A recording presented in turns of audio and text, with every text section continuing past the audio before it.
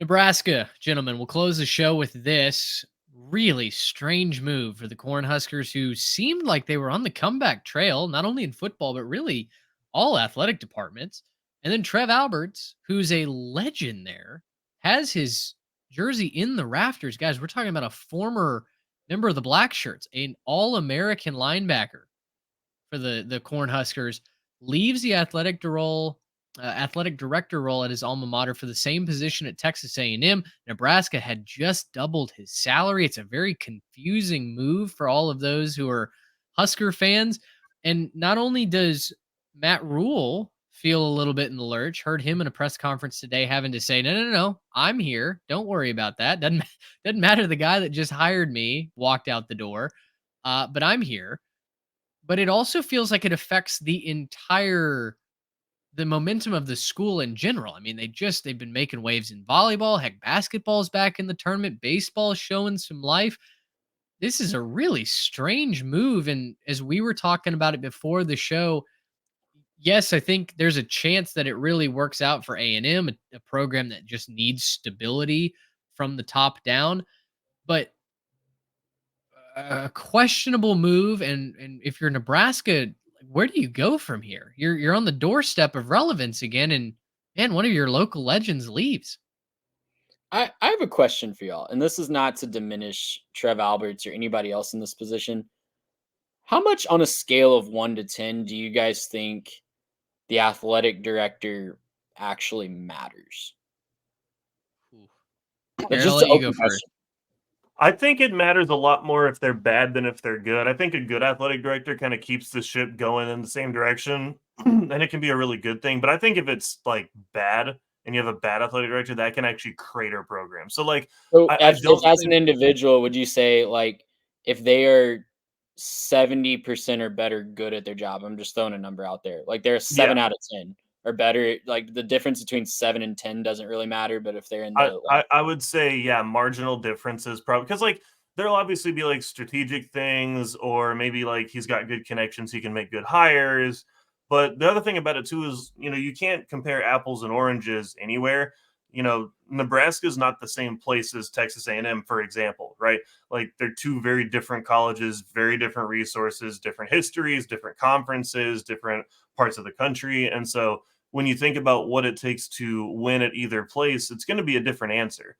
And so when you're in, I guess, Trev Albert's position, I don't know if he's in a weird spot where he's like maybe something was going on behind the scenes we didn't see.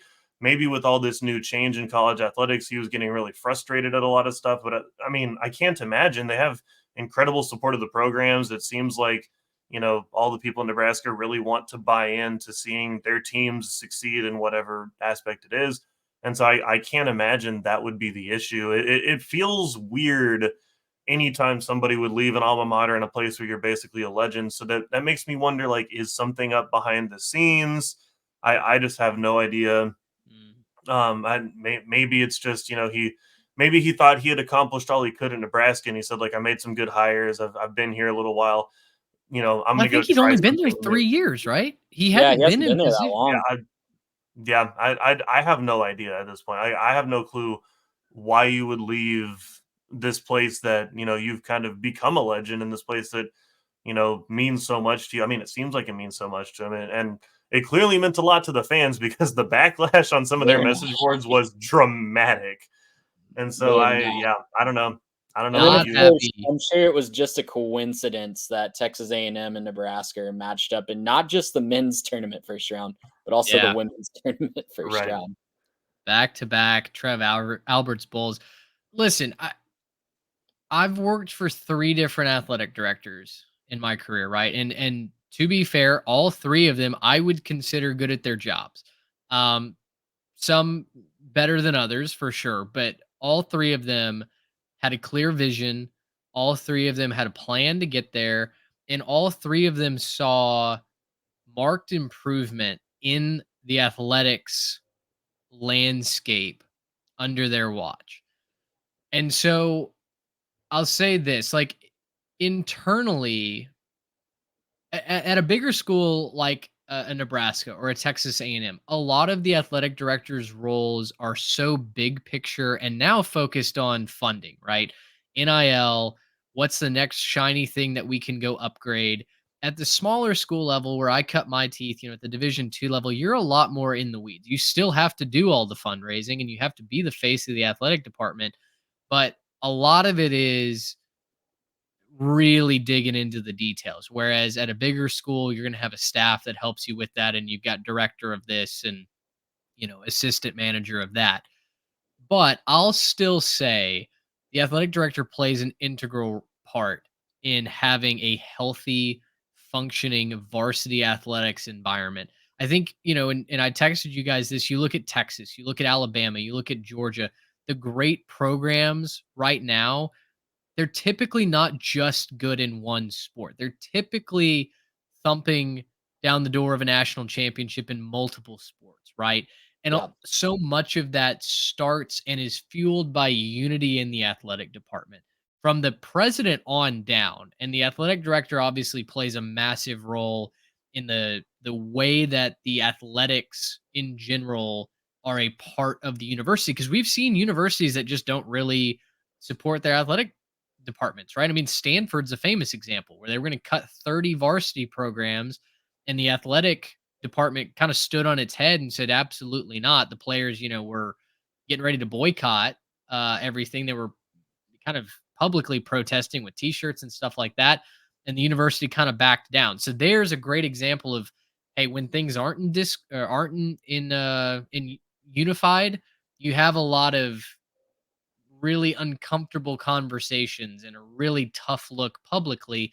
When everything is streamlined and there's a clear strategy with a roadmap to get to a goal, I think those athletic departments ultimately put championship contenders on the field way more than those, like, on the other side of this, Texas A&M, hey man, we're hoping that the new president, Mark Walsh, now working with Alberts, we're just hoping for consistency in College Station. That's something that we haven't had in over a decade now, right? And it's shown itself on the football field. So, long answer to say you need a great athletic director at the very least to be an ambassador for your program and to be the rudder for the ship that allows football to go out and dominate, that allows basketball to be a national title contender, etc.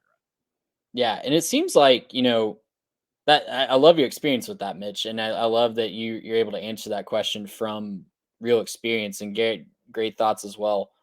Um, I it's just interesting to see from the outside looking in. You can definitely tell when a school has that unity and when they don't. That unity that you're talking about. It's very easy to see when a school has that and when they don't. And it's very easy to see when the athletic director has lost control of the boosters or the, you know, president or the whoever, chancellor, whatever it is, whoever's in charge, board of regents. There's so many different things that they have to manage as part of that job. I would argue that they're definitely not the ones making the final call at schools like Nebraska and A&M for the football coach, probably, right? Can we agree on that? I don't Sure. think that they're necessarily hiring or firing the football coach, but Not outside of not that, unilaterally, right? That right? has that They're a should seat go at through the the board of table. regents. They're a Yeah. seat at the table, but they're a vote that counts as one of Yeah. who knows how many. It depends on how dysfunctional your athletic department is, probably. But Depends on the athletic director, right? You've got yeah, a one that's doing their job well, their weight or their vote carries so much weight versus you got a dead man walking and nobody cares. right. And it's interesting because it does seem like Alberts was building something really good at Yeah. Nebraska, not just football. Matt Rule, we know he can turn around. He got them super close to a bowl game in year one, which no one was expecting. Fred Hoiberg at the basketball program, the women's basketball program, was right there with Caitlin Clark in Iowa. Baseball is ranked for the first time in a long time under Will Bolt. Yeah. It's a really good thing they've got going. Volleyball, all their Olympic sports seem to be doing a lot better. So very interesting timing. You can, Garrett, you mentioned the Nebraska fan base is kind of in shambles on Twitter, filling up Albert's replies anytime he tweets. And I, they're left just wondering, I guess, where they're going from here. And I think they need a guy that's going to bring some innovation and not just stability, but innovation to that space as they bring new competition into that conference. Well, and not just their fan base. I don't know if you saw the governor made a statement on the whole thing and his call Ooh, to action.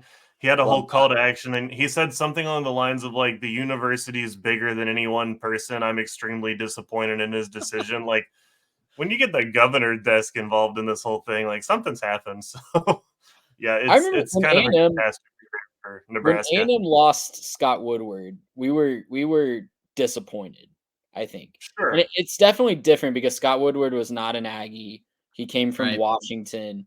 He was not, our they didn't favorite play at son. A&M. Like, yeah, Didn't play it and didn't grow up in Texas. But we were mad, and I think a lot of people Sure. vented. But the vitriol that this man is receiving for leaving Nebraska is just something else. I don't think I've ever one seen this for an athletic director. Seen it and for kind of a players, seen it for coaches, but not an athletic Yeah. director. I was gonna say interesting kind of side on that is that the Aggies also stole the Kansas State legend, Colin Klein, this offseason as well. So it's kind of interesting that the Aggies just seem to be going in and poaching a lot of people's stuff and just being like, "Oh, you're legend at your school? Yeah, he's mine now." And I know One, everyone's just gonna blame it on money, but I'm sure that's not the only factor. the corn and soy capitals of our country really do not like the cattle ranchers down in College Station right now. The It's oil barons or Oil mining the barons. oil barons. Yeah, exactly. We got a war of resources happening right now. Um, game of well, let us Catan. know. Say that again. It's a game of Catan, and we're all just watching it. Exactly, Right. exactly. Meanwhile, Georgia's just building the longest road, just very quietly going around the border, and they're gonna they're gonna rack up all the victory points here at the end. Gracious, how about that?